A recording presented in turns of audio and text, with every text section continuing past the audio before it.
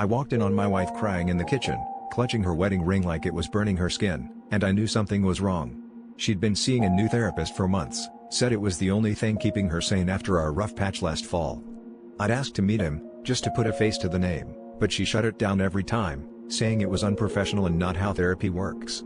The secrecy stung, but I tried to trust her. I wanted things to go back to how they were, before the distance, the late nights, the lies that tasted sweet before they turned sour.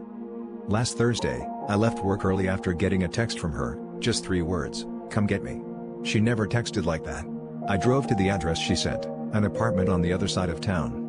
When I knocked, the door swung open and there she was, mascara streaked, eyes wild, standing right next to a guy who looked a little too comfortable in sweatpants. She froze. He didn't. He just smirked, like he'd been expecting me all along. The air in the room was thick with something I couldn't name, but I could feel it crawling up my spine. She blurted out that her therapist was actually her ex, the same one she told me had ruined her life years ago, the one she swore she'd never speak to again.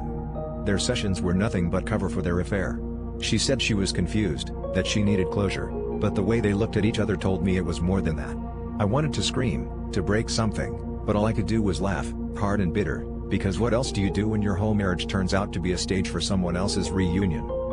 I left her there, and as I walked down the stairs, I realized I was less angry about the cheating than I was about how easily she lied to me, how well she played the part of someone trying to heal with me when she was just using me as an alibi. The betrayal burned, but what gutted me was knowing I'd believed every word.